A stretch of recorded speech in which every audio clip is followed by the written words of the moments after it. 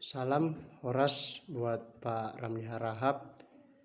Pada saat ini saya akan menjelaskan hasil ujian tengah semester milik saya.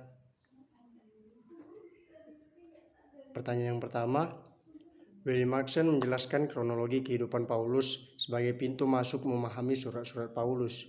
Coba saudara jelaskan kronologi kehidupan Paulus yang dimaksud. Kronologi kehidupan Paulus artinya jalan cerita dari kehidupan Paulus, dari kitab-kitab dan surat-surat yang ditulis oleh Paulus. Kronologi kehidupan Paulus secara garis besar berisi perjalanan penginjilan yang pertama, kedua, dan yang ketiga. Pertanyaan kedua, dengan mempelajari pembimbing PB, khususnya surat-surat Paulus, maka kita bisa memahami dengan baik pembagian semua kitab yang ada dalam PB atau Perjanjian Baru ini. Coba saudara jelaskan pembagian isi kitab Perjanjian Baru. Kitab Perjanjian Baru dibagi atas beberapa jenis, antara lain Injil Sinoptik, surat-surat Paulus, surat-surat Am, dan yang terakhir Apokaliptis.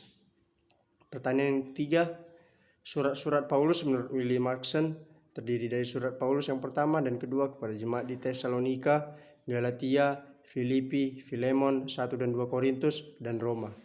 Coba saudara jelaskan pemahaman saudara atas kitab Filipi. Jadi kitab Filipi adalah surat yang dituliskan Paulus dalam perjalanan penginjilannya kedua kepada jemaat di Filipi. Kitab Filipi ini berisi perhatian yang penuh kasih terhadap jemaat di Filipi agar gereja di Filipi tidak mengalami perpecahan. Pertanyaan yang keempat, surat-surat Paulus ternyata mengalami perkembangan. Ada yang disebut dengan surat-surat pseudo Paulus. Coba saudara jelaskan apakah yang dimaksud dengan surat-surat pseudo Paulus dan apa alasannya sehingga surat-surat itu digolongkan surat-surat pseudo Paulus. Surat pseudo Paulus artinya surat yang tidak asli dari Paulus atau tidak bersumber dari Paulus langsung, namun isinya dipengaruhi oleh gaya berpikir dari Paulus.